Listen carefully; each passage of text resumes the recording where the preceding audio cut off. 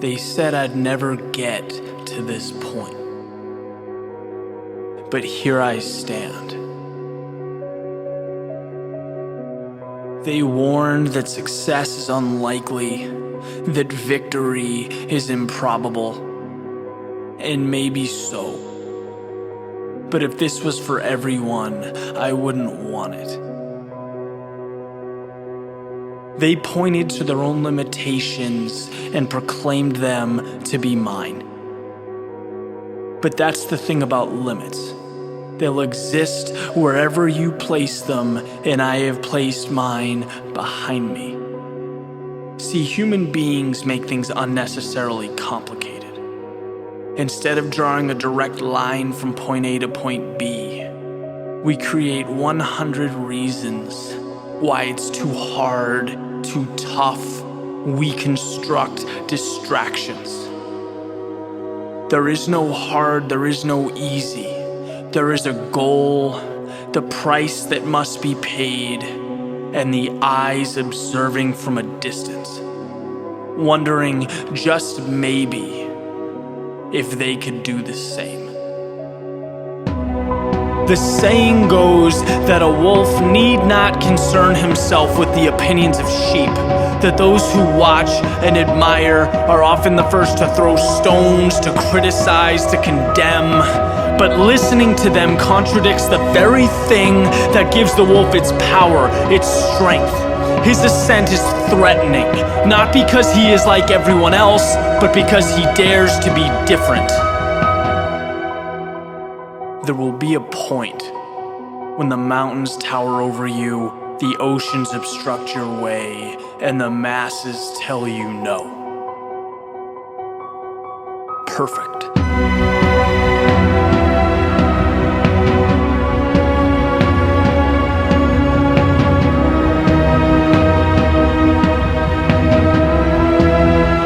Right now is not a decision that involves debate.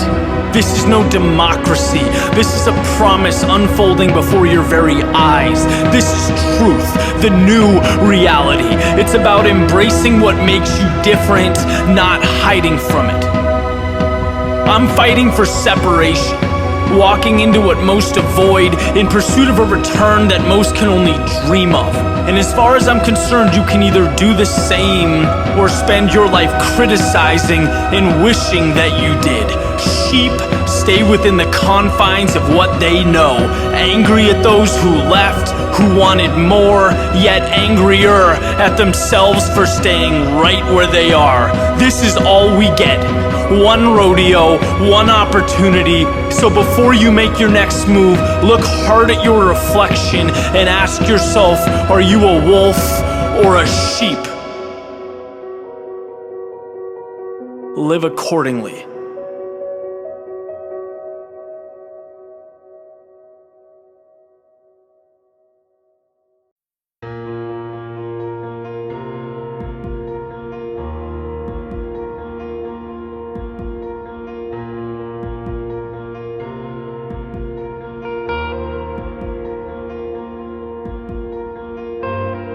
What if things don't end up like they're supposed to?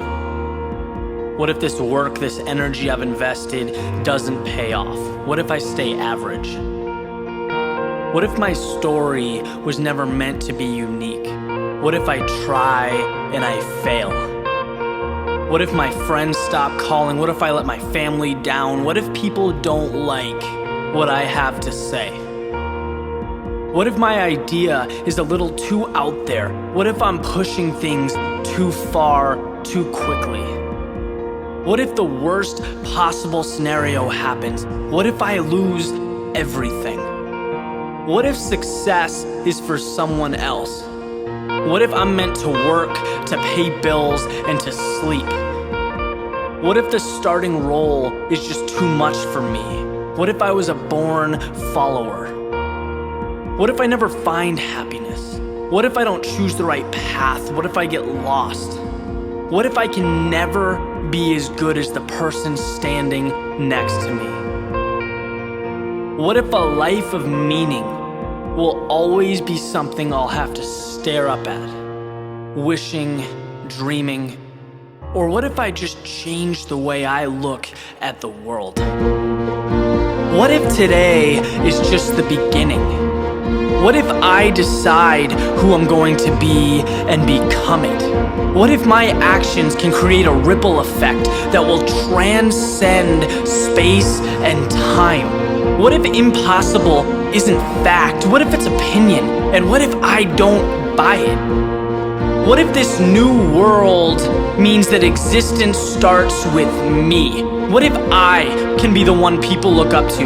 What if my past got me here but has no effect on where I can go? What if every single day is a fresh start?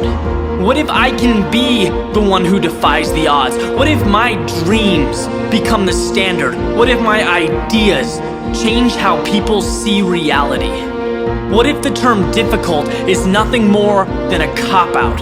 What if my doubters ignite the flame that is my success? What if my fear of mediocrity overcomes my fear of the unknown? What if second place is no longer an option? What if I make the choice to live every second of my life like it's a miracle? And what if that's exactly what every second is? What if it's time to start living like it? To start thinking like it? To never sell myself short? What if nothing good happens until I believe it? What if I stopped wasting my time trying to convince others? Because I am the only one who must be convinced.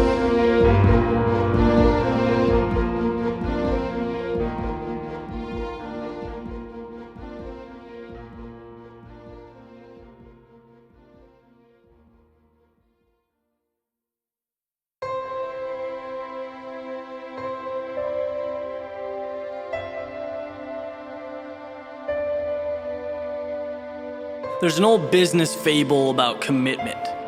First time I heard it was years ago. I was watching a video of Dartmouth's rowing coach. He was telling a story to inspire his team.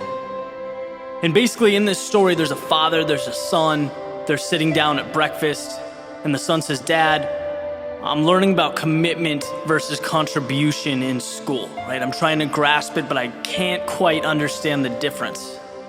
Father thinks about it for a minute. He says, "Look down at your plate. What do you see?" Boy says, "Ham and eggs." Father says, "Well, that chicken made a contribution to your breakfast. That pig made a commitment." He then goes on to tell his team to row like pigs. And that simple metaphor created a foundation for everything that's come through my life since then, right? In anything we do, there's the option to go all in or to walk the line, to hedge your bets. And people so often leave or quit when something becomes difficult because there's another door they've left open, right? There's an easier way, an escape route. But let me ask you this. Do you think if it was a life or death situation, right? Say you needed water to survive, would you give up after looking for 3 hours and coming up empty-handed? Of course not. You'd keep looking because life depended on it, right? There's no other options available. There's this old saying that if you want to take the island, burn the ships, commit. And it's not until you do this that things truly begin to change, that progress is made at the highest level. You simply cannot tiptoe to success. You can't sneak up behind it. You have to own it. Right, go after what you want like the world is on fire, like your universe revolves around making this happen. I have never, in my 28 years of existence, seen a lion walk up to a gazelle and hope that it falls over, right? It attacks it with everything that it has, speed, strength, tenacity. That's what brings home the prize. If you and your goals aren't one, if they are not the same, that's a pretty good indicator that you are fighting the wrong fight. You should live and breathe your dreams. Inhale and exhale them. They should live at the forefront of your mind, where every thought that comes through your head should be in the context of that dream. That basic question, how bad do you want it? Well, if you're not willing to fully commit to dive into something, then that gives you a pretty good answer right out of the gate. You can talk about hours spent, routines, habits, but if you aren't passionate about what you want, if you don't immerse yourself in it, none of that really matters. Live how you need to live. Do what you need to do. Be who you need to be to make your dreams real. Fully commit to excellence. Because until you do that, you will be left with only a vision and a false sense of reality. Winners don't have time for that. Okay, set your mind to your target and crush it. That is the only option.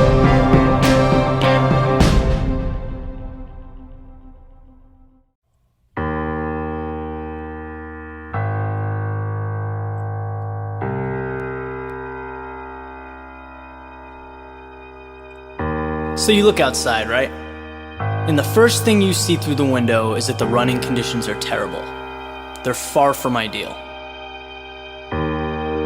Your first inclination is to go back to bed, wait until it warms up, maybe hang tight until the rain or snow stops, which the majority of us would find completely reasonable, by the way. But let me explain this scenario from a different angle. Because this is the exact situation when it's most important to get out of bed, to put your running shoes on and to head out the front door.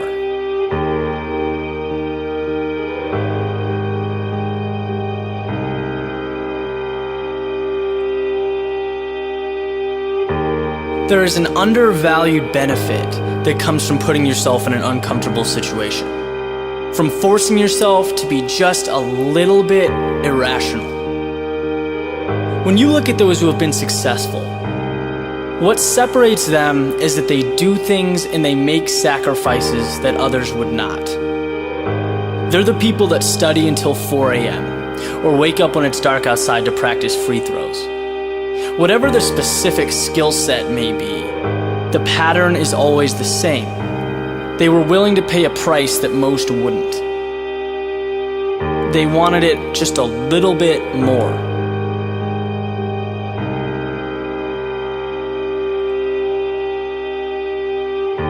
So what could this possibly have to do with running in the rain?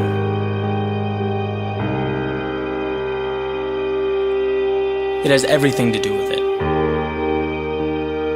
Why is it that when you run outside on a cold, rainy day, no one's out there?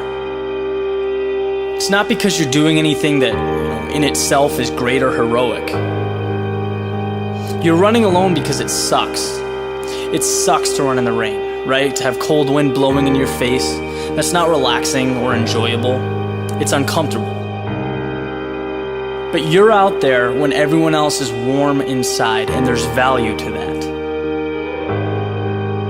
Training yourself to follow through with your ambitions regardless of hurdles, because life will not always be comfortable. What are you going to do when things get bad? You lose a client at work, your girlfriend leaves you. You going to stay in bed? Because there will always be a reason to wait for later, to hope for smoother waters ahead. The best, though, they achieve in spite of undesirable conditions.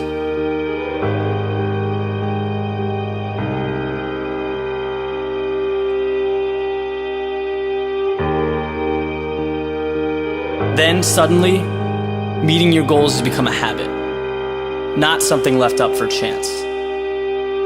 You don't even look at the weather, right? The forecast becomes very little significance to you. So it's cold, great. You'll wear 2 sweatshirts, but you'll figure out how to get it done. And I'll tell you, when you take those shoes off and head to work or practice or wherever your day takes you, that mentality does not leave. You look at things differently. You'll realize that 99% of the reasons we give for not doing things, they're excuses. They're meaningless. If you want something, do it. And guys, that's not a cliche. That's the key to success. Find a way to get it done.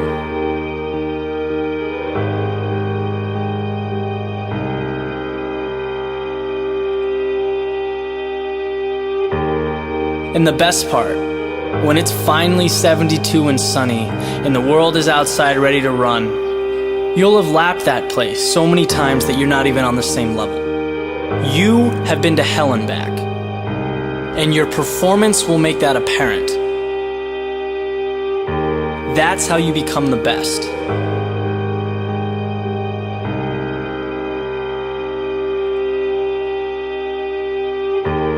So is it just a run in the rain? You tell me.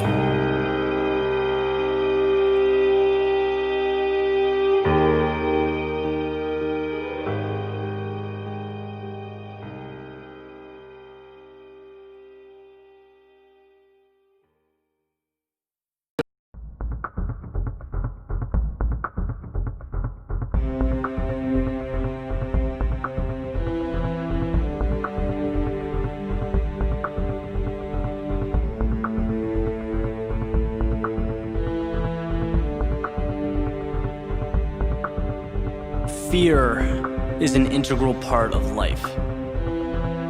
It's a natural reaction to be afraid of something that we believe to be dangerous. In specific situations, it keeps us from harm, right? We don't put our hand near a flame for fear of being burned, and that's a good thing. That's its biological intent. It's part of the reason our species was able to evolve and flourish. But just as it helps us, it can be our biggest obstacle. It becomes easy to see everything as that flame that will burn our hand. We fence ourselves in, we create a comfort zone because a comfort zone is safe. And because of this, we miss out on some of life's greatest opportunities. Most things worth having live outside of our comfort zone, on the other side of fear.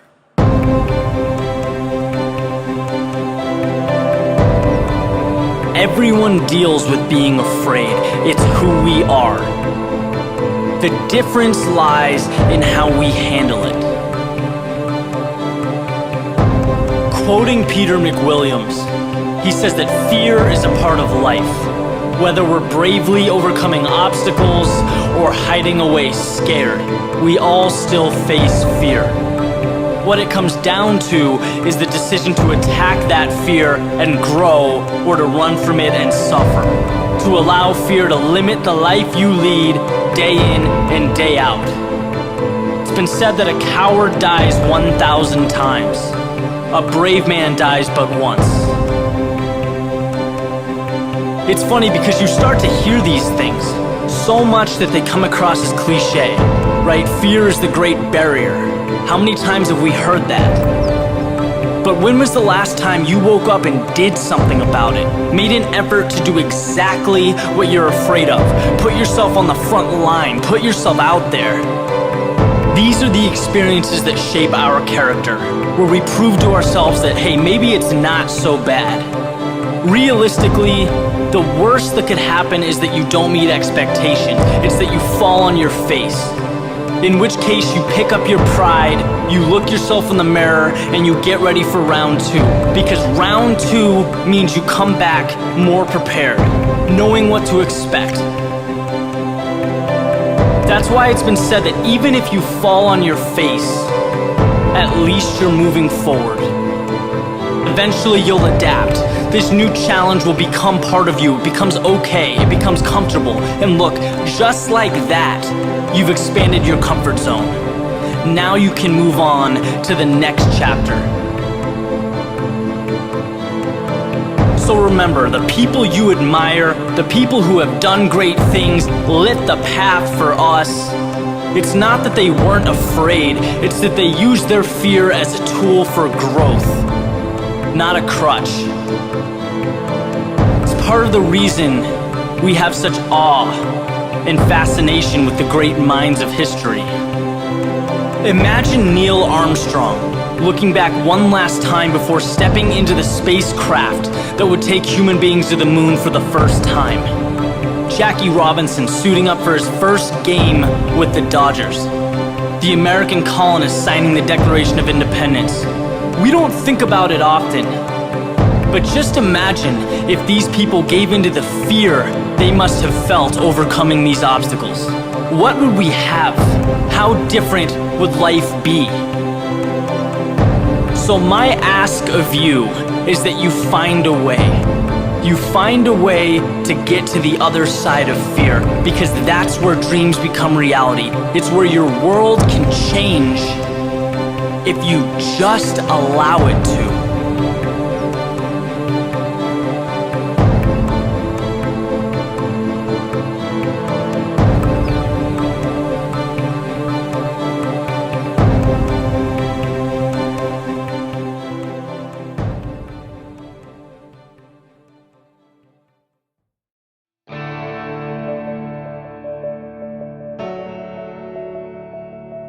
The will to do anything comes from within yourself. You define your goals, you map out the journey. In my mind, comparing yourself to your competitors or anyone else should never contribute to how you define yourself. What it should be used as is a tool to drive improvement, to push yourself to make the most of every little opportunity that comes your way. I heard a quote from Mark Cuban, and he said to work like someone is working 24 hours a day to take it all away from you. And I was giving this some thought. Obviously, it's a powerful message. And I started to apply it to my own situation. And the first thing that came to mind was running. It's something I do every day. A lot of the most important decisions I've made and ideas I've come up with have occurred while running. So I started to think about when I'm at my best, right? When I'm working out and truly pushing myself. Obviously, I set goals, right? I look to stretch my limits, my boundaries, and I can do that on my own. I really don't need anyone or anything. But when I truly excel is when I feel those footsteps behind me. When I know that if I don't speed up, someone will run by and leave me behind as they go on for a faster time. And this thought drives me insane. Look, I know it's just a run around the Charles River, right? I'm downtown Boston, I'm not at the Olympics. I get why it would seem a little crazy. But to me, it's the same thing as a race, starting a business, excelling at work. It's instilling the mentality that I will do whatever it takes to stay ahead, regardless of how it's perceived. Just like I do everything in my power to be that same way in all aspects of life. There are always footsteps behind me. That's how I push to stay at the top of my game. If you're not obsessed with getting better, at doing more than everyone else, you will be left behind.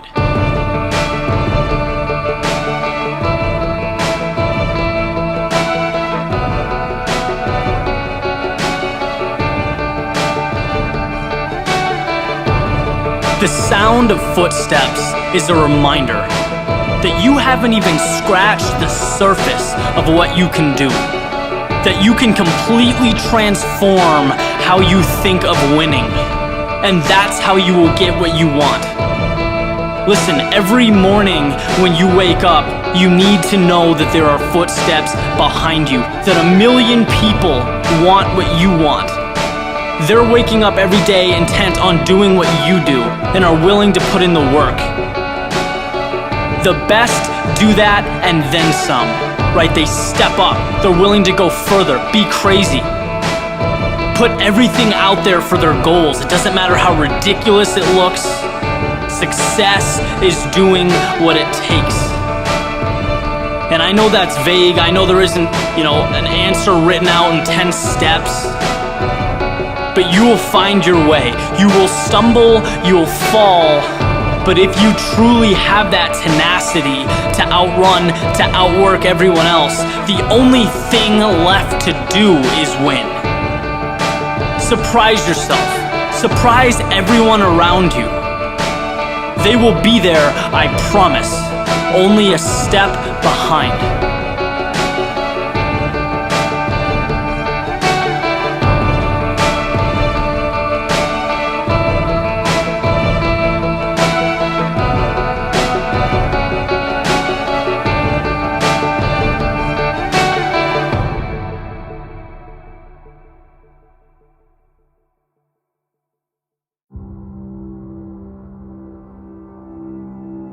There are a few things you just can't learn from a textbook, that you have to live through, to see, to be fully entrenched in. Because here is a simple truth. This world is a tough place.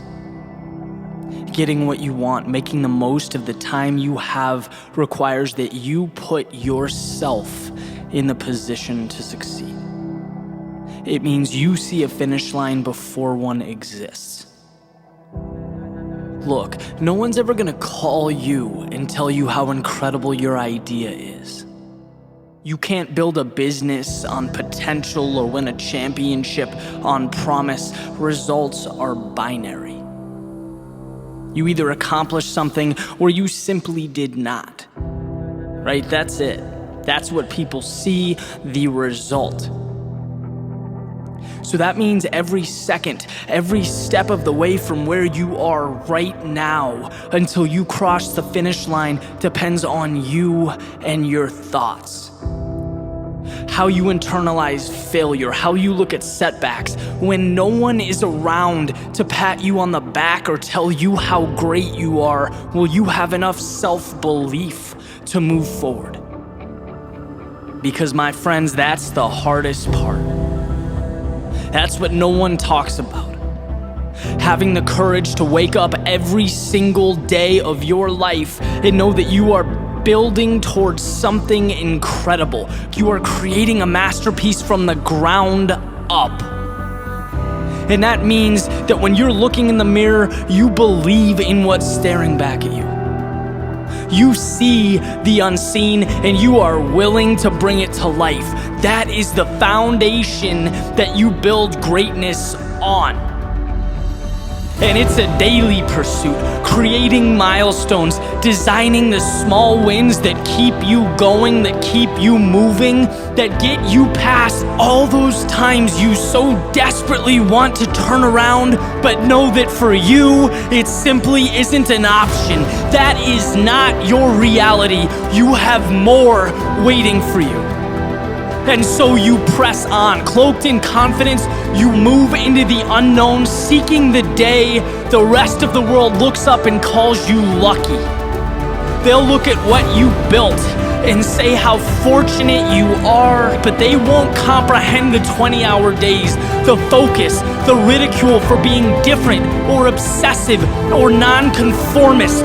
They won't know that self-belief trumped all of that. That it was everything. The word great is separate for a reason. It implies a specific set of beliefs and values. It means you saw light when most people saw darkness. It means you said yes when most people said no. You moved forward when the rest of the world turned around. Believe in your greatness. See it, live it. It is there, and you need to know that it's there. Because it will make all the difference. Your self-belief will define you.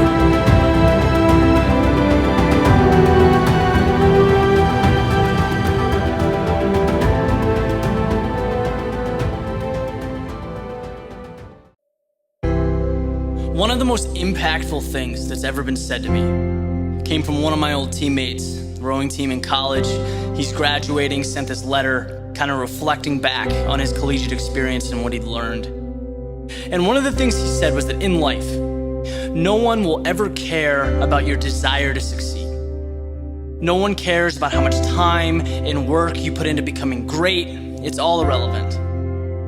At the end of the day, what people see is a winner or a loser, right? I mean, you either won or you simply did not. And everything leading up to that, the heart, the work ethic, the dedication, it all remains solely with you. It's a byproduct of the contract that you signed with yourself. To go through hell, to fight in the trenches even when you're seeing no immediate validation. Which will happen, right? If success came with the snap of a finger, everyone would be running 4-minute miles and driving Ferraris. But that's not the way the world works. But when you make the decision to be different, to give up temporary comfort for something greater, you've committed to the ride of your life. And when the time comes and you cross the finish line first, or you realize success in whatever capacity, you can smile at the world as they look at you like some miracle, completely oblivious to the price that you paid for this. But you know, and there's no greater gratification than that.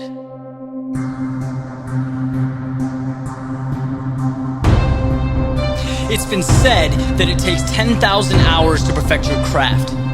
10,000 hours of walking away from immediate satisfaction to enter this sentence of solitude and dedication. It's where you weed out mediocrity. It's where you carve out your place in history. And if you're waiting for someone to come along and just make that happen for you, it'll be a long wait, my friend.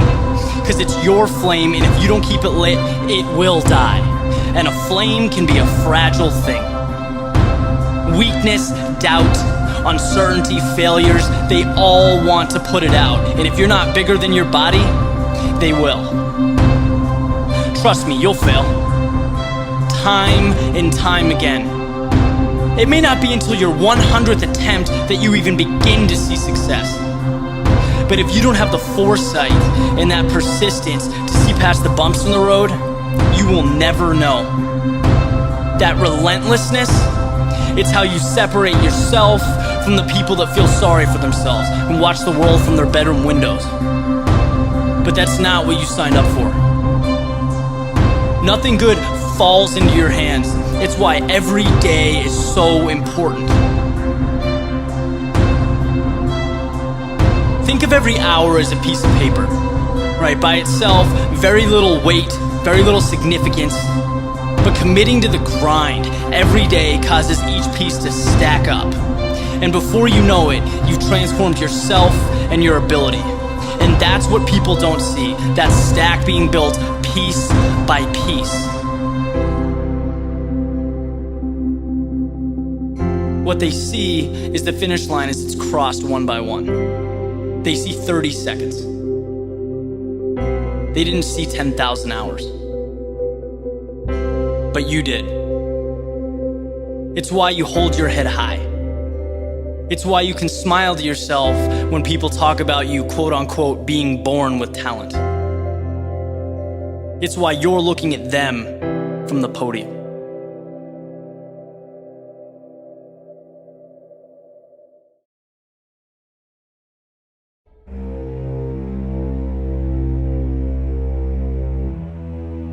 All things of value come with a cost. And this cost, it's essential because without it, there's no triumph. There's no victory.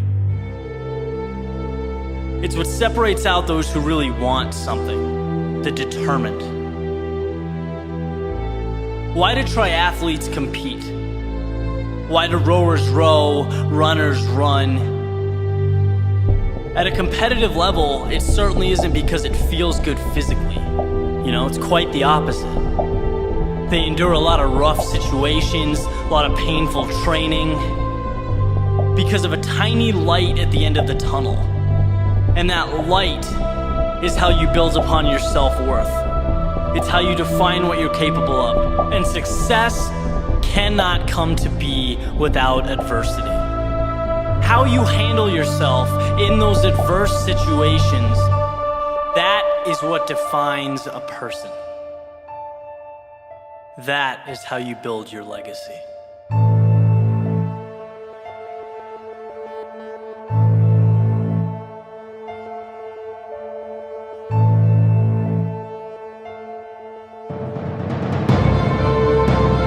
There will come a time when it hurts, when you have to ask yourself if it's worth it, and consciously avoid quitting and turning to an easier approach. Remember, anyone can run downhill, not many people can run up. And the interesting thing is that trophy is usually at the top. Be careful how you conceptualize the word hell, because hell implies that the suffering will never end, that it's the ultimate pain. 3 things. 1, you can always be worse off than you are. 2, suffering is temporary. And 3, when you wake up tomorrow, having given up will be far more painful than anything else you could have done. Everything in life is temporary. There's a quote that's got me through many tough times in my life, and it's that pain is temporary, but quitting is forever. Oh, and how true that is. I can still remember the times in my life where I know I had more to give. That stays with you. But how bad your 2K test hurt, how bad you wanted to sleep before a final exam, the pain in your body during the final stretch of a race, that all dissipates. That becomes pretty meaningless looking back. It's the results that matter. It's the results you remember. Because when the hurt is over, right, the struggle's gone, you either did something great or you didn't. That's when things fall into place. The hell you experienced was simply a vehicle taking you to your destination. So being that you only live once, that you're fortunate enough to have an opportunity to do something significant, why not make it hurt? Rise above what's uncomfortable and see the big picture. Ride it out. Because when all is said and done, the guy who gives more when it hurts gets more when it's over.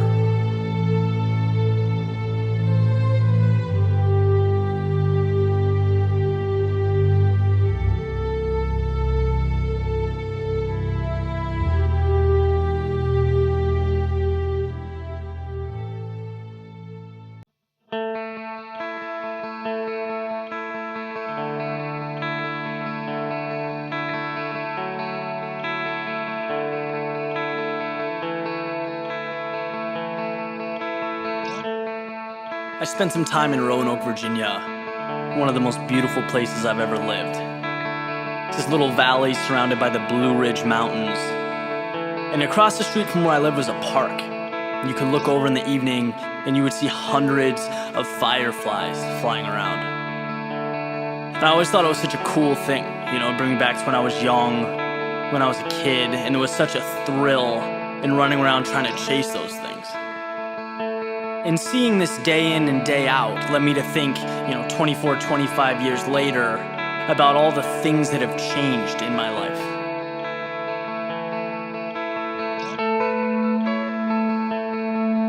Back then, life was pretty straightforward. As a child, you place your value on what feels right in the present. You're not thinking about 2 years down the road or wondering what others are going to think. Your creativity and your sense of exploration are running on all cylinders. Then something happens. We begin to understand the way of things.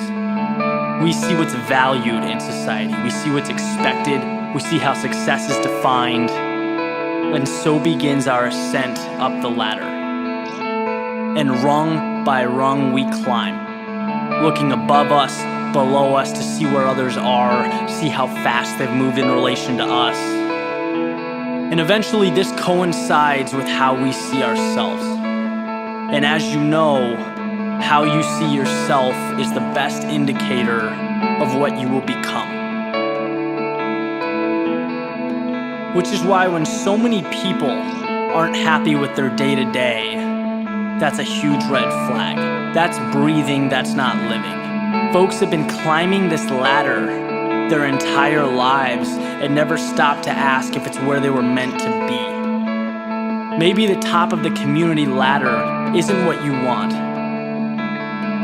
but you never thought, you only acted. And if you don't think, if you don't ask yourself the question, you will climb and you will climb and you will climb until you burn out. I try and spend a few minutes every day thinking about this. It's the most important thing I can spend time on. It's my life. It's more important than green paper. It means more than the opinions of others. It's the backbone of everything. Everything around me and the meaning I give it stems from how I identify myself, who I am. Which brings me back to those fireflies, to running around on a hot summer evening, not having a care in the world. There is something intrinsically perfect about those moments. Life is about peak experiences, joy, excitement, so that you never lose that spark, because it's all that separates us from every other being on the planet. If we don't have that, what do we have? What separates us from ants moving dirt? Monotonous action based on instinct. There's just no thrill in that. Why not create a life that allows you to feel that excitement every day? Don't act because you're supposed to. Act because you so desperately want to that there's no other option. Because you couldn't live without the adventure. You couldn't pass on the experience. Here's a secret. If you become fixated on a life that means nothing to you, at some point, you will probably get to the top. And from there, you will have a beautiful view of everything you missed out on. So maybe there is something to the whole chasing firefly routine. Maybe a 4-year-old running after a glowing bug with a jar deserves more credit than he's given.